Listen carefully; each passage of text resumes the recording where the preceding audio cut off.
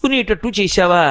మోకాలు పెట్టకుండా పాదం ఇలా ఇలా కదలకుండా చేసి ఉంటే ఇదో కర్రలా నిలబడితే ఎలా నడిచేవాళ్ళం?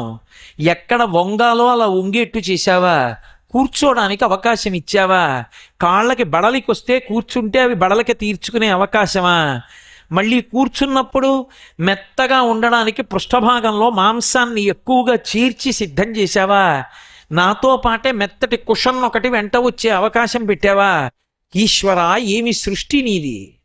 పానీయంబులు త్రాగుచున్ కుడుచుచున్ భాషించుచున్ హాస లీలా నిద్రాదులు చేయుచున్ నిద్రపోతూ జ్ఞాపకం తెచ్చుకుంటాడు.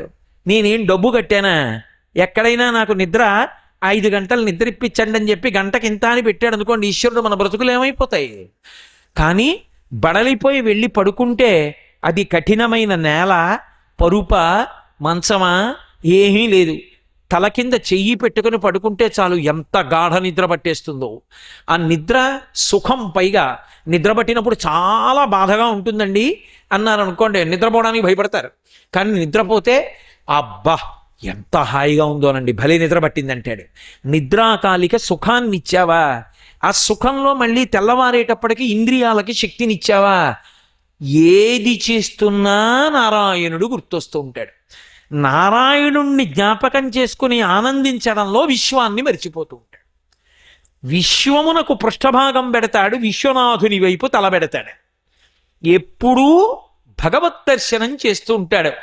పానీయంబులు త్రాగుచున్ కుడుచుచున్ భాషించుచున్ హాసలీలా నిద్రాదులు చేయుచున్ తిరుగుచున్ లక్షించుచున్ సంతత శ్రీనారాయణ పాద పద్మయుగళీ చింతామృతాస్వాద సంధానుండై మరచన్ సురారిసుతుడే తద్విశ్వమున్ భూవరా. అంత గొప్పవాడయా ప్రహ్లాదుడు. గుణనిధియగు ప్రహ్లాదుని గుణములు అనేకములు కలవు. గుణనిధి. అసలు ప్రహ్లాదుని యొక్క గుణముల గురించి ఏం చెప్పమంటావు? ఎవరు చెప్పలేరు ఆయన యొక్క గుణముల గురించి. ఎంత గొప్పవాడు ఆయన అంటే, ఆయన గురించి చెప్పడం బృహస్పతికి, భాషాపతికి, ఫణిపతికి ముగ్గురికి కూడా సాధ్యం కాదన్నారు. ఫణిపతికి, బృహస్పతికి, భాషాపతికి. ఫణిపతి అంటే ఆదిశేషుడు.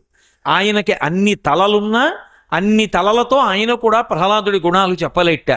చతుర్ముఖ బ్రహ్మగారికి 4 ముఖాలున్నా ఆయన చెప్పలేట. పోనీ ఫణిపతికి, బృహస్పతికి, దేవగురువు బృహస్పతి చెప్పగలడా అంటే ఆయన చెప్పలేట. అంతటి మహాభక్తి తత్పరుడైనటువంటి వాడు ప్రహ్లాదుడు. ఈ ప్రహ్లాదుడు హిరణ్యకశిపునికి కుమారుడు. పెరిగి పెద్దవాడు అవుతున్నాడు. ఆయన వ్యాపకాలు ఆయనవి. పిల్లవాడి యొక్క భక్తిని పట్టించుకోలేదు. పిల్లవాడు కొంచెం పెద్దవాడు అవుతున్నాడు. వీడికి విద్యాబుద్ధులు నేర్పించాలనుకున్నాడు. శుక్రాచార్యుల వారు తపస్సుకి వెళ్ళారు. శుక్రాచార్యుల వారి యొక్క కొడుకులు 2 ఉన్నారు, చండు అమర్కుడు అని. చండామర్కుల వారు అంటారు. అందుకే ఇద్దరిని కలిపి వాళ్ళిద్దరినీ పిలిచి, మీరు గురుపుత్రులు, ఆత్మావై పుత్రనామాసి, ఆ కారణం చేత మీరు మాకు గురువులే. మా వంశ గౌరవం ఎటువంటిదో మీకు తెలుసు. నాకు తగినటువంటి కుమారుడిగా తయారు చెయ్యండి. కారణం ఉన్నా లేకపోయినా రోజు కొంతమందిని పిలిచి వధిస్తూ ఉండాలి. భగవంతుడు లేడనాలి. అటువంటి ధిక్కార భావనతో బ్రతకాలి. అలా వీడిని తయారు చేయండి, తీసుకెళ్ళి చదువు నేర్పించండి అన్నాడు. తీసుకెళ్లారు. పాపం పాఠాలు చెప్తున్నారు.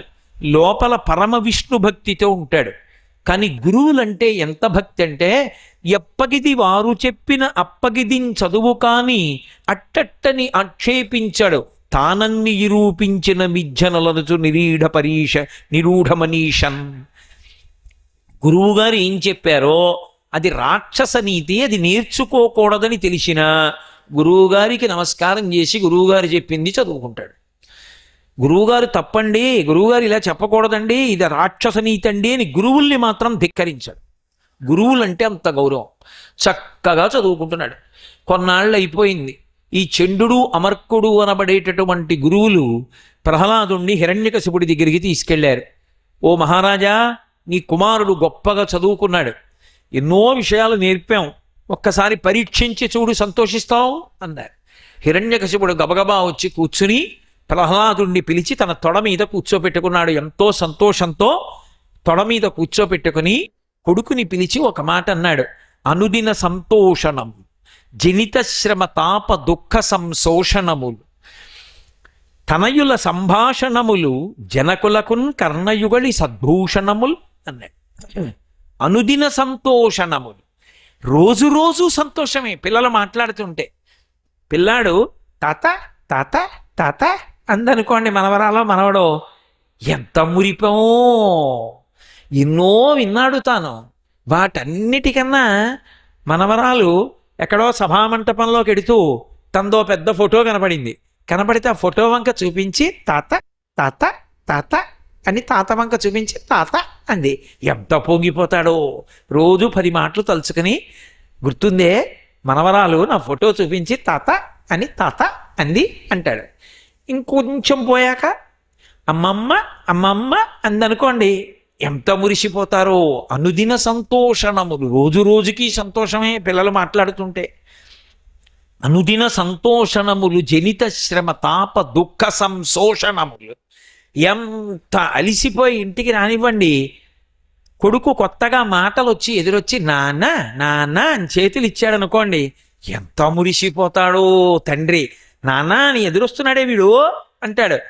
కాబట్టి జనిత శ్రమ తాప దుఃఖ సంశోషణములు, తనయుల సంభాషణములు, బిడ్డల వచ్చిరాని మాటలైనా సరే, జనకులకు కర్ణయుగళి సద్భూషణముల్. ఎంత బాగా మాట్లాడాడో హిరణ్యకశిపుడు. రాక్షసుడైనా కొన్ని విషయాలు బాగా చెప్పాడు సుమండి.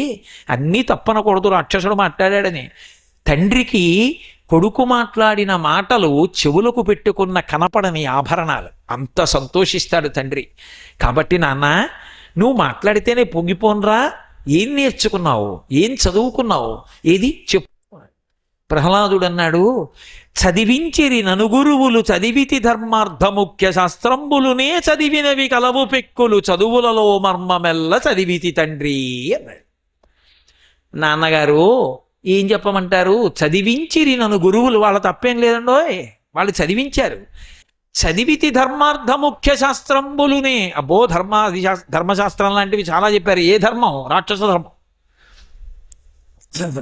చదివితి ధర్మార్థ ముఖ్య శాస్త్రంబులునే చదివినవి కలవు పెక్కులు.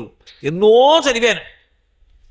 ఆ చదువులన్నీ ఏం చదువులు కానీ నాన్నగారు, చదువులలోని మర్మమెల్ల చదివితి తండ్రి. చదువులలో సారం ఏదో అది చదివాను నాన్నగారు అన్నాడు.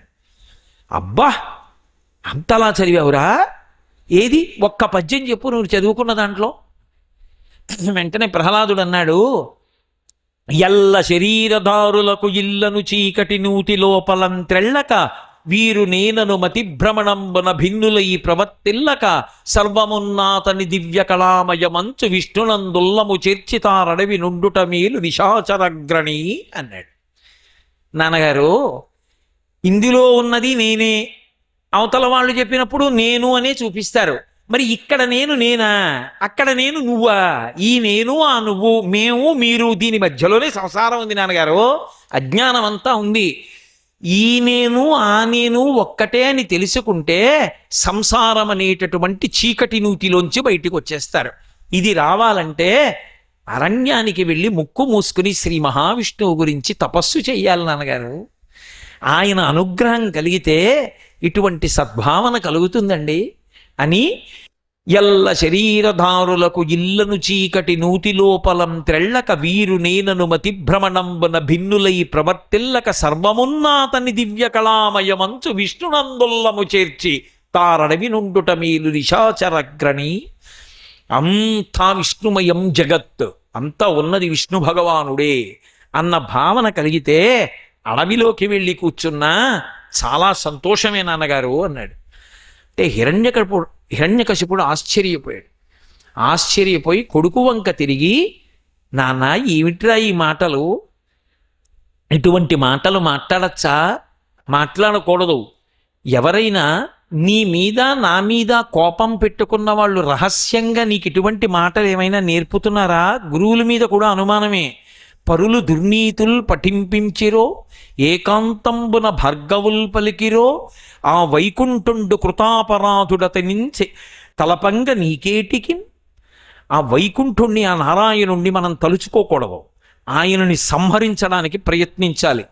నీకు ఎవరైనా నాకుంపరాధుడతనించి తలపంగ నీకేటికి, ఆ వైకుంఠుణ్ణి, ఆ నారాయణుణ్ణి మనం తలుచుకోకూడదు. ఆయనని సంహరించడానికి ప్రయత్నించాలి. నీకు ఎవరైనా నాకు చోద్యం వయ్యడిది, నాకు చోద్యంగా ఉంది, నీకు ఇటువంటి బుద్ధులు ఎక్కడి నుంచి వచ్చాయిరా, ఇలాంటి మాటలు ఎక్కడి నేర్చుకుంటున్నావురా, తప్పు, ఇటువంటి భావనలు విడిచిపెట్టి రాక్షస ప్రభువు యొక్క కుమారుడిగా ఎలా బ్రతకాలో నేర్చుకో. తప్పు, ఈ భావన ఉండకూడదు. విష్ణుభక్తి తగదు కుమారా, ఆ వైకుంఠుండు కృతాపరాధుడు, నారాయణుడు మన పట్ల అపరాధం చేశాడు, ఆయన్ని పొగడకూడదు, శిక్షించాలన్నాడు. అంటే ప్రహ్లాదుడు అన్నాడు, మందార మకరంద మాధుర్యమునదేలు మధుపంబు పోవునే మదనములకు నిర్మల మందాకిని వీచికలతేలు రాయంచచనునే తరంగిణులకు లలిత రసాల పల్లవ ఖాదియై చొక్కు కోయిల జనునే కుటజములకు పూర్ణిందు చంద్రికాస్ఫురిత చకోరక మరుగునే సాంద్ర నిహారములకు అంబుజోదర దివ్య పాదారవింద చింతనామృత పానస మత్వ చిత్తము ఏ రీతి ఇతర విషయంబు చెరనీర్చు వినుత గుణశీల మాటలు వేయునేలా అని అడిగాడు. మందార మకరంద మాధుర్యమునదేలు మధుపంబు బోవునే మదనములకు, మందార పుష్పంలో ఉండేటటువంటి తేనె తాగడానికి అలవాటు పడినటువంటి తుమ్మెద ఇంత పొగ ఎక్కడి నుంచి వస్తుంది? మందార పుష్పంలో ఉండేటటువంటి ఆ తేనెని ఆ తేనెని స్వీకరించడానికి అలవాటు పడిపోయినటువంటి తుమ్మెద ఎప్పుడైనా వెళ్ళి ఉమ్మెత్త పువ్వు మీద ఇతర పువ్వుల మీద వాలుతుందా? తేనె లేని పువ్వుల మీద. మందార మకరంద మాధుర్యమునదేలు మధుపంబుబోవునే మదనములకు నిర్మల మందాకినీ వీచికలతోగు రాయంచచనునే తరంగిణులకు, గంగానది యొక్క ప్రవాహం మీద వెళ్ళేటటువంటి ఆ రాజహంస ఊళ్ళో ఉన్నటువంటి పిల్లకాలవల దగ్గరికి వెడుతుందా? రాయంచదనుని తరంగిణులకు లలిత రసాల పల్లవ ఖాదియై చొక్కు కోయిల జనునే కుటజములకు, మావిడి చిగురు తాను తిని వసంతకాలంలో పాట పాడేటటువంటి కోయిల ఎప్పుడైనా అడవి మల్లెపూల చెట్ల దగ్గరికి వెళ్ళి తింటుందా? కోయిల జనుని కుటజములకు. నాన్నగారు, అలాగే చక్రవాక పక్షులు ఉంటాయి, ఆ చకోర పక్షులు, అవి చంద్రుడి నుంచి వచ్చేటటువంటి వెన్నెల తింటాయి. అంతే తప్ప అవి ఆ చంద్రుడి నుంచి వచ్చేటటువంటి వెన్నెల తినడం మానేసి మంచు తినడానికి వెడతాయా నాన్నగారు? వెళ్ళవు కదా. అలాగే అంబుజోదర దివ్యపాదారవింద చింతనామృతపాన విశేషమత్త చిత్తమీరీతి ఇతర విషయంబు చెరనీర్చు. సంతతము శ్రీమన్నారాయణుణ్ణి ధ్యానం చేసినప్పుడు ఆయన పాదములలోంచి స్రవించేటటువంటి మందార మకరంద పానము చేత మత్తెక్కిపోయి ఉండేటటువంటి స్థితికి అలవాటు పడిపోయినటువంటి నా హృదయము ఇవాళ విషయ సుఖములను అనుభవించమంటే ఎలా విడుతుంది నాన్నగారు? అది సాధ్యం కాదన్నాడు. ఆశ్చర్యపోయి వెంటనే ఆ గురువులు చెండ అమర్కుల వంక చూసి, మీరు నేర్పిన చదువిదేనా? పిల్లవాడికి ఇటువంటి చదువు ఎలా వచ్చింది అని అడిగారు. వాళ్ళిద్దరూ హడిలిపోయి, మహాప్రభో, మేము ఇటువంటి చదువు నేర్పలేదు, కానీ ఈ పిల్లవాడికి ఈ విద్య ఎక్కడి నుంచి అలవాటు పడిందో నాకు అర్థం కావట్లేదు. మళ్ళీ తీసుకెళ్ళి కామశాస్త్రాన్ని ధర్మశాస్త్రాన్ని ప్రబోధం చేస్తాం. పిల్లవాడికి వయస్సు వస్తోంది కాబట్టి కామశాస్త్రమునందు పారంగతుడైతే దాని చేత ఇతని మనసు మారేటటువంటి అవకాశం ఉంటుంది, మాకు ఇంకొక అవకాశం ఇప్పించండి అని ఆ పిల్లవాడిని తీసుకుని వెళ్ళారు. కంగారు పడకండి, అది బహుశా యజ్ఞవాటంలోంచి వస్తున్నట్లుంది ఆ పొగ. కాబట్టి మళ్ళీ తీసుకెళ్ళి మేము ఆ పిల్లవాడికి చదువు నేర్పుతామని చెప్పి తీసుకుని వెళ్ళారు. తీసుకుని వెళ్ళి కూర్చోపెట్టి మళ్ళీ వాళ్ళు చెప్పగలిగినటువంటి చదువంతా నేర్పడం మొదలుపెట్టారు. కొంతకాలం అయింది. ఈ పిల్లవాడిని తీసుకుని లీలావతి దగ్గరికి వెళ్ళారు. ఆ పిల్లవాడిని చూసి లీలావతి చాలా సంతోషించి ముద్దాడి, నాన్నగారిని సంతోషపెట్టు, నాన్నగారు ఏ మాటలు మాట్లాడితే ప్రీతి పొందుతారో అటువంటి మాటలు మాట్లాడు అని నచ్చ చెప్పి పంపింది. గురువులు హిరణ్యకశిపుడి దగ్గరికి తీసుకెళ్లేటప్పుడు 1కి 10 మాటలు పరాకు చెప్పారు. మేము ఏది నీకు నేర్పామో అదే చెప్పు తప్ప మేము చెప్పనిది, నీ సొంత బుద్ధికి తోచినది మాత్రం నువ్వు నీ తండ్రి వద్ద చెప్పవద్దని. తప్పకుండా నేను మీరు నాకు ఏది నేర్పారో దాని గురించి నా తండ్రి అడిగితే అదే చెప్తాను అని బయలుదేరి తండ్రి దగ్గరికి వచ్చాడు. తండ్రికి అనుమానంగానే ఉంది, పూర్వంలా పిలిచి తొడ మీద ఎక్కించి కూర్చోబెట్టుకోలేదు. కూర్చోపెట్టి, ఏరా నువ్వు చదువుకున్నావా? ఓ చదువుకున్నాను నాన్నగారు. చాలా సంతోషం. నువ్వు చదువుకున్న దాంట్లోంచి ఇది ఒక్క పద్యం చెప్పు అన్నాడు. తను హృద్భాషల సఖ్యమున్ శ్రవణమున్ దాసత్వమున్ వందనార్చనముల్ సేవయు ఆత్మలో నిరుకయున్ సంకీర్తనంబు చింతనంబరెడు 9 భక్తి మార్గముల సర్వేషున్ హరిన్నమ్మి సజ్జనులయ్యుండుట యుక్తమంచు తలచున్ నికంబు రాక్షసేశ్వర అన్నాడు. నాన్నగారు, నవవిధ భక్తులు అని ఉన్నాయి. శ్రవణం, కీర్తనం, విష్ణోహ స్మరణం, పాదసేవనం, అర్చనం, వందనం, దాస్యం, సఖ్యం, ఆత్మనివేదనం అని ఈ 9 భక్తి మార్గాల్లో ఏ ఒక్క భక్తి మార్గాన్ని పట్టుకున్నా చాలు నాన్నగారు. భగవంతుని యొక్క కథల్ని పరమ ప్రేమతో వినగలిగినా చాలు, భగవంతుని కథల్ని వచ్చిరాని మాటలతోనైనా చాలు, అవి చెప్పగలిగితే చాలు. స్మరణం, ఎప్పుడూ భగవంతుణ్ణి తలుచుకున్నా చాలు. పాదసేవనం, ఆయన పాదములను సేవించగలిగినా చాలు. శ్రవణం, కీర్తనం, విష్ణోహ స్మరణం, పాదసేవనం, అర్చనం, ఆయనని పూజించగలిగినా చాలు. అర్చనం, వందనం, నమస్కరించగలిగితే చాలు. అర్చనం, వందనం, దాస్యం, ఆయనకి దాస్యం చెయ్యగలిగితే చాలు. దాస్యం, సఖ్యం, ఆయనకి సఖుడిగా బ్రతకగలిగితే చాలు. సఖ్యభక్తి అంటారు. సఖ్యం, ఆత్మనివేదనం, ఆత్మనివేదన చెయ్యగలిగినా చాలు. ఏ ఒక్క భక్తి మార్గాన్ని అనుసరించినా కూడా సర్వేశ్వరుణ్ణి చేరుకుంటాను నాన్నగారు. అటువంటి సత్పురుషుడై బ్రతికితే చాలు తప్ప ఆ భక్తి మార్గాలు అలవాటు లేనప్పుడు, అలా జీవించినప్పుడు ఉపయోగం ఏముంది నాన్నగారు అంటాడు. ఒక్కొక్క భక్తి మార్గానికి ఒక్కొక్కళ్ళు ప్రతీక. శ్రవణం, వినడం, పరీక్షిత్తు విని మోక్షాన్ని పొందాడు. కీర్తనం, భగవంతుని యొక్క కథ ఒడలు మరిచి చెప్పి సుఖబ్రహ్మ మోక్షానికి వెళ్ళారు. విష్ణు స్మరణం, ఎప్పుడూ తెలుసుకుని ప్రహ్లాదుడు మోక్షానికి వెళ్ళాడు. పాదసేవనం, శ్రీమన్నారాయణుడి పాదసేవకి లక్ష్మీదేవి ప్రతినిధి. పాదసేవనం, అర్చనం పృథుమహారాజు, వందనం అక్రూరుడు, దాస్యం హనుమ, సఖ్యం అర్జునుడు, ఆత్మనివేదనం బలిచక్రవర్తి. 9 భక్తి మార్గాల్లో ఒక్కొక్క భక్తి మార్గానికి ఒక్కొక్కళ్ళు ప్రతినిధులు.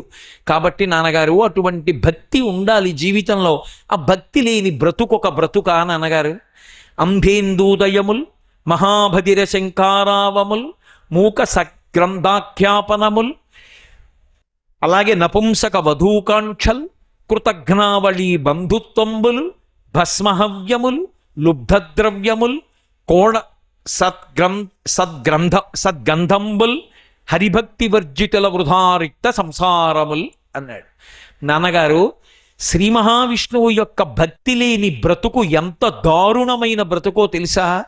అది ఎటువంటి బ్రతుకు అంటే నాన్నగారు, అంధేందూదయముల్, పుట్టుకతో వాడు కంటి చూపు లేదు, 2 కళ్ళు లేనివాడు. ఆయన్ని తీసుకొచ్చి నిలబెట్టి పౌర్ణమి నాటి చంద్రుడు ఎంత అందంగా ఉన్నాడో చూడరా అంటే చూడగలడా? అంధేందూదయముల్, మహాభదిర శంఖారావముల్, పుట్టుకతో చెవిటివాడు. ఆయన దగ్గరికి వచ్చి శంఖం ఊది ఎంత బాగుందో అంటే వినగలడా? మహాభదిర శంఖారావముల్, మూక సద్గ్రంథాఖ్యాపనముల్, ఒక మూగవాడి దగ్గరికి తీసుకొచ్చి మంచి పుస్తకం ఇచ్చి చదివి ఉపన్యాసం చెప్పంటే ఏం చెప్తాడు? చెప్పలేడు. మూక సద్గ్రంథాఖ్యాపనముల్, నపుంసక వధూకాంక్షల్, నపుంసకుడైనటువంటి వాడికి స్త్రీకాంక్ష ఉంటే మాత్రం ప్రయోజనమే ఉంది. నపుంసక వధూకాంక్షల్, కృతఘ్నావళి బంధుత్వంబులు, చేసిన ఉపకారాన్ని మరిచిపోయేటటువంటి వాడితో బంధుత్వం ఉంటే వాడు తిరిగి చేసే ఉపకారం ఏముంటుంది? కృతఘ్నావళి బంధుత్వంబులు, అలాగే భస్మహవ్యములు, లుబ్ధద్రవ్యములు. వాడి దగ్గర బోల్డంత డబ్బు ఉంది, కానీ వాడు 5 పైసలు ఎవరికి ఇవ్వడు. తన జ్వరమే తన పక్కవాడి కప్పివ్వడు. ఇక వాడి వల్ల ఉపయోగమే ఉంది? లుబ్ధద్రవ్యములు, భస్మహవ్యములు. యజ్ఞం అంతా అయిపోయింది, అగ్నిహోత్రం కూడా నిధనం అయిపోయింది. ఇప్పుడు బట్టికెళ్ళి హవిస్సేస్తానంటే ఎవరికెడుతుంది అది? భస్మహవ్యములు, క్రోఢ సద్గంధంబుల్. పంది దగ్గరికి వెళ్ళి సువాసన చూపిస్తే దానికి ఏమర్థం అవుతుంది? హరిభక్తి వర్జితుల వృధారిక్త సంసారముల్. భక్తి లేని వాడి బ్రతుకు అటువంటిది నాన్నగారు. ఎన్నైనా ఉండనివ్వండి, భక్తి లేని బ్రతుకు బతుక అలా బ్రతకకూడదు నాన్నగారు. కమలాక్షు నర్చించు కరములు కరములు శ్రీనాథు వర్ణించు పారిక్త సంసారముల్. భక్తి లేని వాడి బ్రతుకు అటువంటిది నాన్నగారు, ఎన్నైనా ఉండనివ్వండి. భక్తి లేని బ్రతుకు బతుక, అలా బ్రతకకూడదు నాన్నగారు.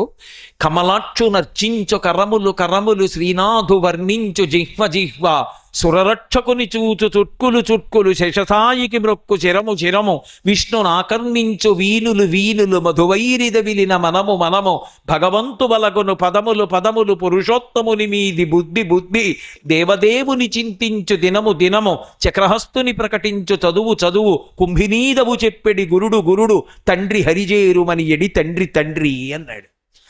ఈ పద్యానికి నేను వ్యాఖ్యానం చెయ్యక్కర్లా. కమలాక్షు నర్చించు కరములు కరములు, పరమేశ్వరుణ్ణి అర్చన చేసిన చేతులు చేతులు నాన్నగారు.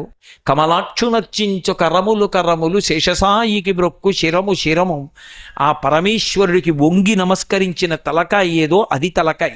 శ్రీనాథు వర్ణించు జిహ్వ జిహ్వ, ఆ శ్రీ మహావిష్ణువు యొక్క కథలు చెప్పి చెప్పి చెప్పి చెప్పి డస్సిపోయి నిప్పిడుతున్న కంఠం ఏదుందో ఆ కంఠం కంఠం నాన్నగారు. కాబట్టి అటువంటి హరిని చేరరా అని చెప్పిన వాడెవరో వాడు తండ్రి నాన్నగారు. అటువంటి గుణములు లేనప్పుడు ఆ జన్మకి అర్థం ఎక్కడుంది? కంజాక్షునకు గాని కాయంబు కాయమే పవన గుంభిత చర్మ భస్త్రికాక అని ఆ భగవంతుని మీద భక్తి లేకపోతే ఈ శరీరము ఎటువంటిది అంటే, ఇందులో గాలి నింపినటువంటి తోలు తిత్తి ఎలా ఉంటుందో ఈ శరీరము కూడా అటువంటిది. అలాగే కంజాక్షునకు గాని కాయంబు కాయమే పవనగుంభిత చర్మ భస్త్రికాక వైకుంఠు పొగడని వక్త్రంబు వక్త్రమే ఢమఢమత్వని తోడి ఢక్కగాగా. ఆ వైకుంఠుణ్ణి పొగడడానికి పనికిరానటువంటి నోరు ఏదుందో అది ఢమఢమధ్వనులతో కూడుకున్నటువంటి ఢక్క తప్ప ఆ నోరు ఉండడం వల్ల ప్రయోజనం ఏముంది? పైగా అటువంటి వాడికి సేవ చెయ్యడానికి పనికిరానటువంటి చెయ్య, అది కేవలం తలుపుకి పెట్టినటువంటి పెద్ద గడియ. దాని వలన వచ్చేటటువంటి ఉపయోగం ఏముంటుంది? నాన్నగారు, శరీరాన్ని పొందినందుకు శరీరంలో ఉండేటటువంటి అంగ ప్రత్యంగములు పరమేశ్వరుని యొక్క సేవకు ఉపయోగపడితే దాని వలన ఉపయోగం తప్ప ఆయన సేవకి ఉపయోగపడనటువంటి జన్మ జన్మ కాదండి. అందుకని చెప్పి ఆయనని సేవించి తరించడం అనేటటువంటిది నేర్చుకోవాలని చెప్పాడు. ఎక్కడ లేని కోపం వచ్చింది. వజ్జలు నెర్పని ఈ మది మజ్జాతుడవైన నీకు మరియవ్వరి చేను జానమయ్య బాలక తజ్జనులం పేరు కొనుము తగనామ్రోలం అన్నాడు.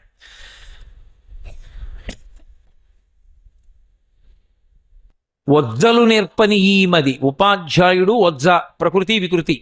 ఉపాధ్యాయులు ఇక్కడది కాదండి, ఇక్కడది కాదు, విడిచిపెట్టేసేయండి, మీరు కూర్చోండి. వజ్జలు నేర్పని ఈ మది మజ్జాతుడవైన నీకు మరి ఎవ్వరి చేను జానమయ్య బాలక. ఉపాధ్యాయులు చెప్పలేదు అని చెప్తున్నారు చండుడు అమర్కుడు.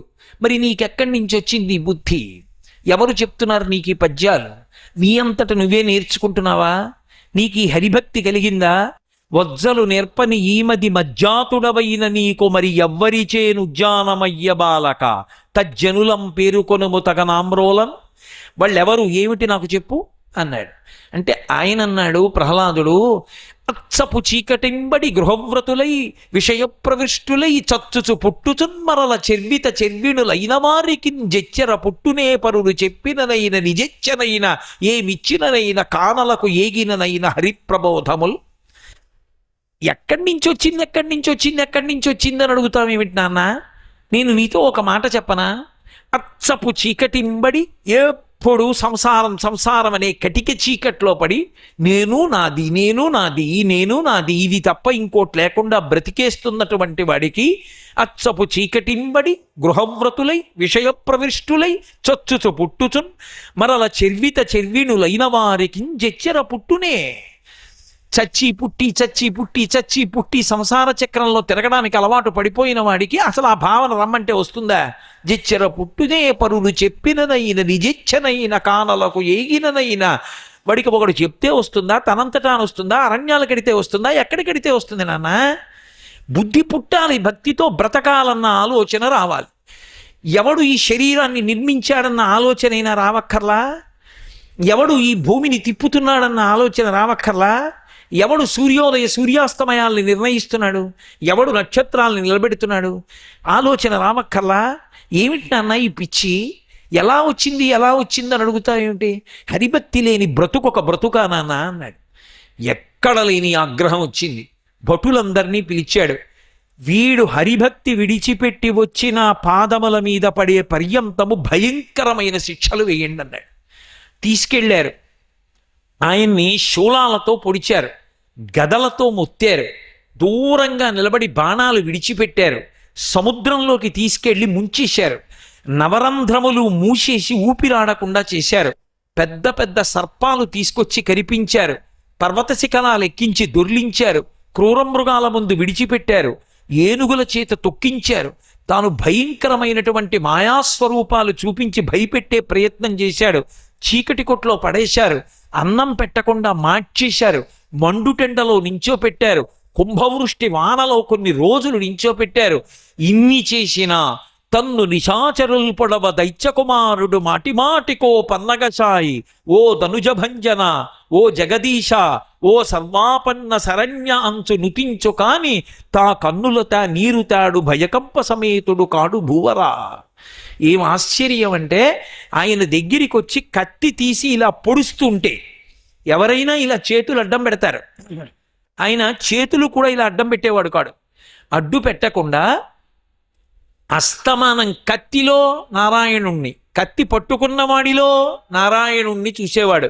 తన్ను నిశాచరుల్ పొడవ దైత్యకుమారుడు మాటిమాటికో పన్నగసాయి, ఓ ధనుజభంజన, ఓ జగదీశ, ఓ సర్వాపన్న శరణ్య. అది చంద్రశేఖరేంద్ర సరస్వతి మహాస్వామి చెప్పుకున్నారు. నాకు అపకారం చేసిన వారి పట్ల కూడా పరమ ప్రేమ పొందాలి అనేటటువంటి స్వభావము ఎక్కడ నేను చదివి ఆశ్చర్యపోయానంటే భాగవతంలో ప్రహ్లాదోపాఖ్యానంలో అని చెప్పుకున్నారు ఒకసారి. కత్తితో పొడుస్తుంటే కత్తితో పొడిచేవాళ్ళలో నారాయణుణ్ణే చూసి ప్రేమించాడు. ఓ పన్నగశాయి, ఓ ధనుజభంజన, ఓ జగదీశ్వర అని అరిచాడు తప్ప ఆయన ఎవ్వరినీ ద్వేషించలేదు. పారడు లేచి దిక్కులకు, పోనీ లేచి అటు ఇటు పారిపోతాడా భయపడి అంటే భయపడి పారిపోడు. పారడు లేచి దిక్కులకు, బాహువులొడ్డడు, బంధురాజిలో దూరడు, ఘోరమని తండ్రిని దూరడు, మిత్రవర్గమున్ జీరడు, మాతృసంగము వసించు సువర్ణ గృహంబులోనికిన్ దారడు, తాపమునొందడు, కంటగింపడు. ఆయన పోని అటు ఇటు పారిపోడు, బాహువులొడ్డాడు, చేతులు అడ్డు పెట్టుకోడు, బంధురాజిలో దూరడు, బంధువుల దగ్గరికి వెళ్ళి చూడండి మా నాన్న ఎలా చేస్తున్నాడో అనడు ఒక్క మాట. తండ్రిని ఎంతో గౌరవిస్తాడు. బంధురాజిలో దూరడు, మిత్రవర్గముంజీరడు, స్నేహితుల దగ్గరికి వెళ్ళిపోయి పారిపోయి ఒరే మా నాన్న ఇలా చేస్తున్నాడు రా అనడు. మిత్రవర్గముంజీరడు. ఆఖరికి నాన్నగారు ఎందుకండి ఇంత బాధ పెడుతున్నారు, నాకు భక్తి ఉంటే మీకంత కోపం ఎందుకండి అని అనడు. చిట్ట చివరికి మాతృసంఘము వసించు సువర్ణ గృహంబులోనికిన్ దారడవు. అమ్మలందరూ నివసిస్తున్నటువంటి హిరణ్యకశిపుని భార్యలు లీలావతి ఉన్నటువంటి ఆ అంతఃపురంలోకి పరిగెత్తుకుంటూ పారిపోడు. ఏమీ చెయ్యడు. కనీసం మనసులో ఎవ్వరి మీద క్రోధం పెట్టుకోడు, తాపమునొందడు, ఎవ్వరి మీద కోపం ఉండదు. ఎప్పుడూ పరమప్రసన్న హృదయంతో నారాయణ నామం చేసుకుంటూ తనలో తాను రమించిపోతుంటాడు. చిత్రం ఏమిటంటే చచ్చిపోకుండా ఉండడానికి ఇంత తపస్సు చేసి వరాలు కోరుకున్నవాడు బెంగబెట్టుకున్నాడు, వీడు ఎలా చచ్చిపోతాడు అసలు? సముద్రంలోకి తీసుకెళ్లి ముంచాను, పర్వతాల మించి దొర్లించాను, ఏనుగులతో తొక్కించాను, క్రూర మృగాల ముందు పడేశాను, ఎండలో నించోపెట్టాను, ఆభిచారిక హోమాలు చేయించాను, పాములతో కరిపించాను, చలిలో నించోపెట్టాను, గదలతో ముత్తించాను, బాణాలు వేసి కొట్టించాను, కత్తులతో పొడిపించాను, శూలాలతో పొడిపించాను, చావడం. ఇదెక్కడి చిత్రం? కొడుకు చావకూడదని తండ్రి ఏడుస్తాడు, కొడుకు చావలేదని హిరణ్యకశిపుడు ఇచ్చాడు. ఇన్ని జరిగాక గురువులు ముందుకొచ్చారు. బెంగ పెట్టుకోకయా, ఆయనకి పెద్ద సమస్య ఆయన కొడుకే. ఇదెక్కడి గొడవ? అప్పుడు ఆ గురువులు వచ్చి బెంగ పెట్టుకోకు, మళ్ళీ మేము పిల్లవాడిని తీసుకెళ్ళి దారిలో పెడతాం, మళ్ళీ ఏదో శాస్త్రబోధ చేస్తాం, మళ్ళీ తీసుకెళ్లారు మళ్ళీ చదువుతాం, మళ్ళీ ఏదో శాస్త్రబోధ చేస్తాం, మళ్ళీ తీసుకెళ్లారు మళ్ళీ చదువు చెప్పారు. పాపం వాళ్ళు చెప్పగలిగిన చదువు వాళ్ళు చెప్పారు. చదువు చెప్పి కొంతకాలం అయిన తర్వాత పిలిపించాడు. ఏమైనా మార్పు వచ్చిందా పిల్లవాళ్ళలో చూడాలి అని పిలిచి ఆ పిల్లవాడిని కూర్చోపెట్టి, ఏరా నీ హరిభక్తిని విడిచిపెట్టావా అని అడిగాడు. హరిభక్తిని విడిచిపెట్టడం ఏమిటి నాన్నగారు? హరిభక్తిని విడిచిపెట్టిన జీవితం నాకు లేదు. ఒరే హరిభక్తి హరిభక్తి, విష్ణు ఉన్నాడు విష్ణు ఉన్నాడు అని నువ్వు అంటున్నావు, విష్ణువు లేడు లేడు అని నేను అంటున్నాను. విష్ణు ఉన్నాడని కదా నీ వాదన. పోనా విష్ణువు ఎక్కడున్నాడో నాకు చూపించరా అన్నాడు. ప్రహ్లాదుడు నవ్వన్నాడు, ఇదో పిచ్చి ప్రశ్న నాన్నగారు, ఎక్కడున్నాడో చూపించమంటారేమిటి? ఎక్కడ లేడు అని అడగండి. ఆయన లేని ప్రదేశం లేదు, ఆయన అంతటా ఉన్నాడు.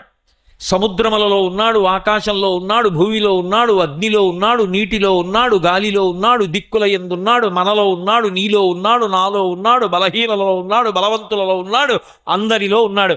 బలయుతులకు దుర్బలులకు బలమెవ్వడు, నీకు నాకు బ్రహ్మాదులకు బలమెవ్వడు, ప్రాణులకును బలమెవ్వడు, అట్టివాడు బలమసురేంద్ర. నాకు వాడు బలమయ్యా, వాడు అందరికీ బలం.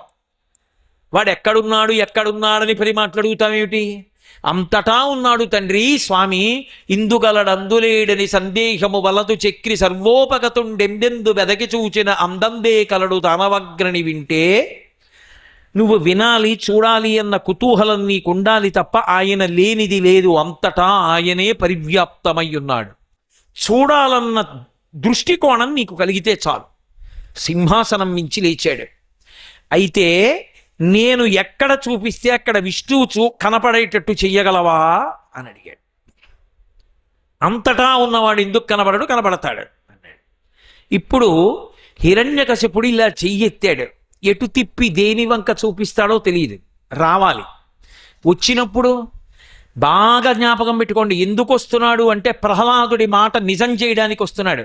భక్తుల మాట నిలబెడతాడు ముందు. అంతటా ఉన్నాడు అన్నాడు కాబట్టి ఇప్పుడు హిరణ్యకశిపుడి వేలు ఎక్కడ ఆగుతుంది తెలియదు. అందుకని ప్రహ్లాదుడి మాట నిజం చెయ్యాలి. రెండు, తనకి పరమభక్తుడు తన కుమారుడు బ్రహ్మగారు వరం ఇచ్చాడు. గాలిన్ కుంభిని అగ్ని అంబువల ఆకాశస్థలిన్ దిక్కులన్ రేలం ఘస్రవలం తమప్రభల భూరిగ్రాహ నరాది జంతు కలహవ్యాప్తిన్ సమస్త్రాస్త్రశస్త్రాలిన్ మృత్యువులేని జీవనము లోకాధీశ ఇప్పించవే అంటే తప్పకుండా శుభం భూయాత్ అన్నాడు. కాబట్టి ఇప్పుడు బ్రహ్మగారి మాట నిజం చెయ్యాలి. రెండిటికీ న్యాయం చెయ్యడం కోసమని, భక్తుడి మాట నిలబెట్టడానికి బ్రహ్మగారిచ్చినటువంటి వరం నిజం చెయ్యాలి. కాబట్టి అలా రావడం కోసమని నరసింహావతారాన్ని స్వీకరించాడు.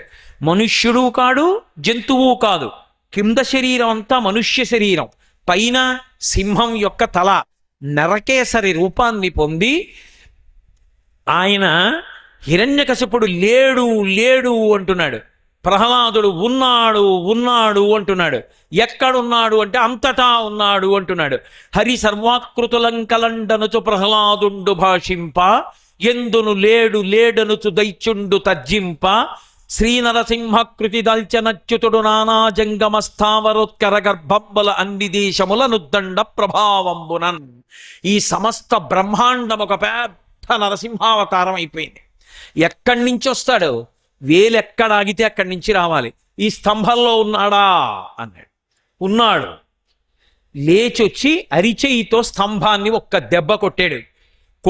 కొట్టగానే అందులోంచి విస్ఫులింగాలు పైకొచ్చాయి. పెద్ద పెద్ద నిప్పు రవ్వలు వచ్చి అందులోంచి చటపట ధనులు పైకొచ్చాయి. వచ్చి ఆ స్తంభం బద్దలైపోయి అందులోంచి ఒక్కసారి నరసింహావతారం ప్రకటనమైంది. బ్రహ్మాండమైనటువంటి జూలు, పెద్ద పెద్ద కోరలు, అటు ఇటు తిప్పుతున్నటువంటి గుడ్లు, విశాలమైనటువంటి పాలభాగం, దాని మీద అలంకారం చేసుకున్నటువంటి తిలకం, పైన పెట్టుకున్నటువంటి కిరీటం, మెడలో వేసుకున్నటువంటి హారాలు, పొలంలో దున్నేటప్పుడు నాగళ్ళకి ఎలా ఉంటాయో అటువంటి కఠినమైనటువంటి పెరిగిన పెద్ద పెద్ద గోళ్ళు, చేతులకు అలంకారం చేసుకున్నటువంటి స్వర్ణ కంకణాలు, సన్నటి నడుము, దానికి పెట్టుకున్నటువంటి వడ్డాణం, పాదములకు పెట్టుకున్నటువంటి మంజీరములు, దేవతల చేత నమస్కరింపబడినటువంటి లత్తుకతో అలంకారం చెయ్యబడినటువంటి పాదాలు, విశాలమైనటువంటి వక్షస్థలం, దాని మీద అలంకారం చేసుకున్నటువంటి అనేకమైనటువంటి భూషణములు, పెద్ద దంతపంక్తి. ఒక్కసారి బయటికొచ్చి ఆ సింహం తలని అటు ఇటు విసిరితే దాని జూలు తగిలి ఆకాశంలో ప్రయాణిస్తున్నటువంటి దేవతల యొక్క విమానాలు కింద పడిపోయాయి. మహోగ్రమైనటువంటి స్వరూపంతో గర్జన చేస్తూ బయటికొచ్చి ఆ హిరణ్యకశిపుణ్ణి ఒడిసి పట్టుకోబోయాడు. ఓ గదని విసిరాడు.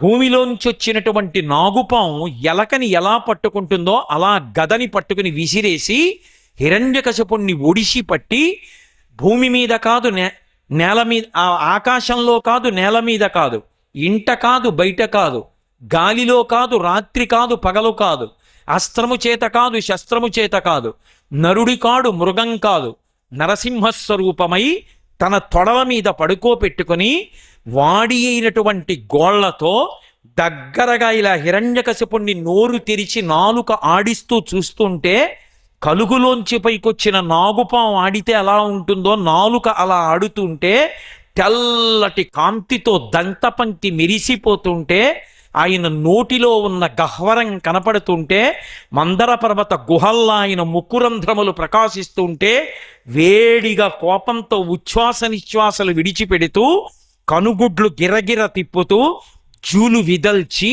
దగ్గరగా చూసి నిశ్చేష్టుడై పడిపోయినటువంటి హిరణ్యకశిపుణ్ణి ఆయన యొక్క డొక్కలలోకి, వక్షస్థలంలోకి గోళ్లు దింపి చీల్చి ఆ ప్రేగుల్ని ముక్కలు ముక్కలుగా తింపి నెత్తురు తీసి మీద పోసుకుని ఆ ఎర్రటి జూలుతో నిలబడి ఆయన ప్రకాశిస్తుంటే, ఆయన యొక్క రూపాన్ని చూసినటువంటి హిరణ్యకశిపుడు చేష్టలుడిగిపోయి ఆయన వంకే చూస్తూ శరీరాన్ని విడిచిపెట్టేస్తే, రాక్షస సైన్యమంతా బయలుదేరి వస్తే ఉగ్ర నరసింహమై భయంకరమైనటువంటి రూపంతో అక్కడ ఉన్నటువంటి రాక్షసులందరినీ కూడా చీల్చి చెండాడి సంహారం చేసి ఆ నిలబడి నడుం ఊగిపోతుండగా వక్షస్థలం ఆవేశంతో ముందుకి వెనక్కి కదులుతుంటే, ఆ మీసాలు కదిలిపోతుంటే, పళ్ళు తెరిచి ఆ నోరు తెరిచి అన్ని దిక్కుల వంక చూస్తూ ఉగ్ర నరసింహంగా నిలబడి ఉంటే,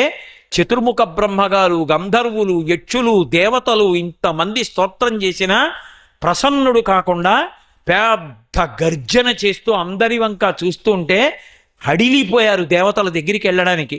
లక్ష్మీదేవిని పిలిచి, అమ్మా నువ్వు నిత్యానపాయనివి, నువ్వు దగ్గరికి వెళ్ళమ్మా అన్నారు. ఇన్ని అవతారాలు చూశాను స్వామివి, ఇటువంటి రూపాన్ని నేను చూడలేదు, ప్రళయార్క బింబంలా ఉంది ఆ ముఖం, బాబోయ్ నేను దగ్గరికి వెళ్ళనంది లక్ష్మీదేవి కూడా. అప్పుడు ప్రహ్లాదుణ్ణి పిలిచి, నీ కోసం ఇటువంటి అవతారాన్ని స్వీకరించాడు కాబట్టి నువ్వు వెళ్ళన్నారు. గబగబా ప్రహ్లాదుడి దగ్గరికి వెళ్ళి, స్వామి పైకి నువ్వు ఎంత కఠినంగా కనపడినా, ఎంత ఉగ్ర నరసింహంగా కనపడినా, నువ్వు మనసులో ఎంత మెత్తటివాడివో నాకు తెలియదనుకుంటున్నావా తండ్రి? నువ్వు పరమ ప్రేమైకమూర్తివి, అంత ప్రేమైకమూర్తివి కాబట్టే కదా నా కోసం అవతార స్వీకారం చేశావు.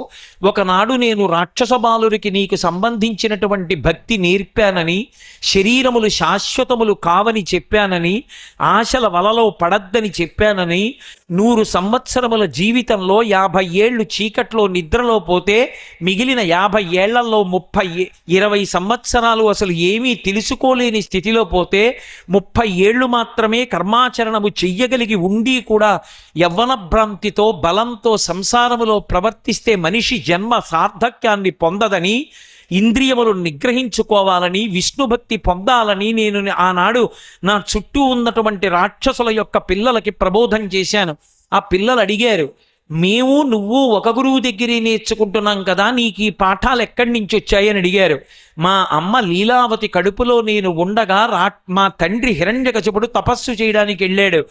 ఆనాడు దేవతలు ఆ రాక్షసుడి అంకురం బ్రతకకూడదని అంతఃపురంలో ఉన్న మా అమ్మ లీలావతీదేవిని తీసుకెళ్లి బంధీకృతురాల్ని చేసి ఆవిడ్ని సంహరించడానికి ప్రయత్నం చేస్తే, నారదుడు వచ్చి లీలావతి కడుపులో ఉన్నటువంటి వాడు పరమభక్తాగ్రేసరుడైనటువంటి ఒక పిల్లవాడు కాబట్టి చంపవద్దు అని చెప్పి నారదుడు తన ఆశ్రమానికి తీసుకెళ్ళాడు. మా అమ్మని కూర్చోపెట్టి గురువైన నారదుడు పాఠం చెప్తూ ఉండగా నేను వింటుండేవాణ్ణి. వెల్లిగొన నాటి నుండి ఉల్లసితమైన దైవ యోగంబున ఉల్లంబున మరప పుట్టదొకనాడైన గురువు అనుగ్రహం చేత దేవతల బ్రతకకూడదని అంతఃపురంలో ఉన్న మా అమ్మ లీలావతీదేవిని తీసుకెళ్లి బంధీకృతురాల్ని చేసి ఆవిడ్ని సంహరించడానికి ప్రయత్నం చేస్తే నారదుడు వచ్చి లీలావతి కడుపులో ఉన్నటువంటి వాడు పరమభక్తాగ్రేసరుడైనటువంటి ఒక పిల్లవాడు కాబట్టి చంపవద్దు అని చెప్పి నారదుడు తన ఆశ్రమానికి తీసుకెళ్ళాడు. మా అమ్మని కూర్చోపెట్టి గురువైన నారదుడు పాఠం చెప్తూ ఉండగా నేను వింటుండేవాణ్ణి. వెల్లిగొన నాటి నుండి ఉల్లసితమైన దైవ యోగంబున ఉల్లంబున మరప పుట్టదొకనాడైన గురువు అనుగ్రహం చేత దేవతల అనుగ్రహం చేత విన్న మా అమ్మ మరిచిపోయింది. కడుపులో ఉన్న నేను మరిచిపోలేదని పిల్లలకి చెప్పాను. మా నాన్న నీ మీద క్రోధం పెట్టుకుని ఎప్పుడూ నీ పేరే తెలిచాడు. చిట్ట చివరికి నీ చేతులలో మడిసిపోయాడు.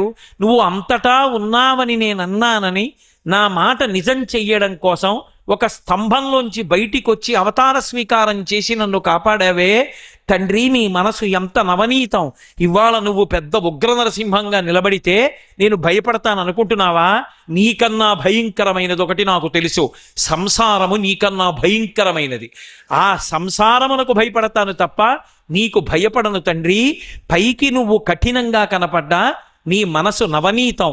అటువంటి తండ్రివి. బ్రహ్మాదులు నిన్ను స్తోత్రం చెయ్యలేరు. నేనెంతటి వాణ్ణి, పైగా రాక్షస కులంలో పుట్టినవాణ్ణి, నిన్ను స్తోత్రం చెయ్యడం నాకెక్కడొస్తుందని ప్రహ్లాదుడు ప్రార్థన చేస్తే పరమ పరవశాన్ని పొందినటువంటి నృసింహస్వామి ప్రశాంత చిత్తుడై దగ్గరకు తీసుకుని తొడ మీద కూర్చోపెట్టుకుని, నాయనా నేను ఎప్పుడు ఎవరికి దర్శనమిచ్చినా వరమిస్తాను, నీకేం కావాలో కోరుకోమన్నాడు.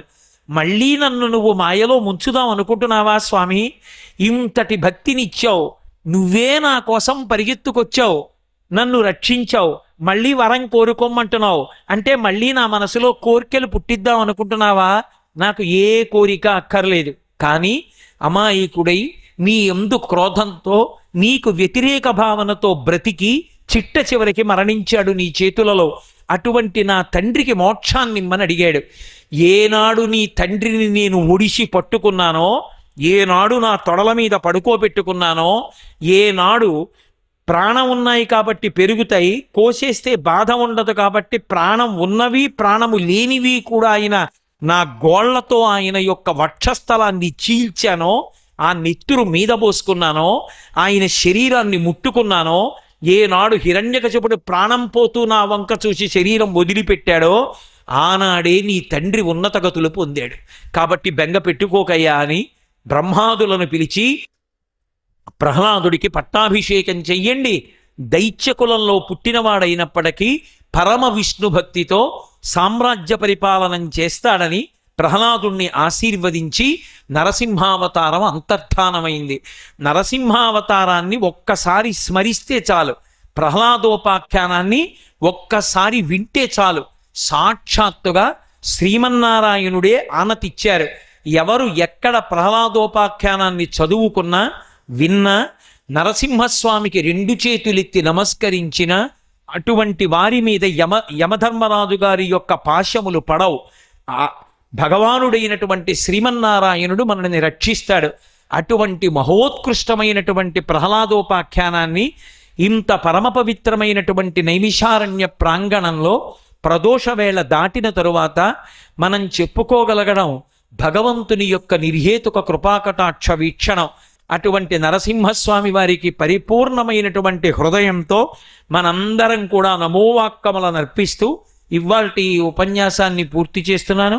తిరిగి రేపు సాయంకాలం 4:30 కలుసుకుందాం. మంగళాశాసనపరై మదాచార్య పురోగమై సర్వైశ్చ పూర్వైరాచార్యై సత్కృతాయాస్తు మంగళం. మంగళం కోసలేంద్రాయ మహనీయ గుణాత్మనే చక్రవర్తి తనూజాయ సర్వభౌమాయ మంగళం. ఉమాకాంతాయ కాంతాయ కామితార్థప్రదాయినే శ్రీగిరి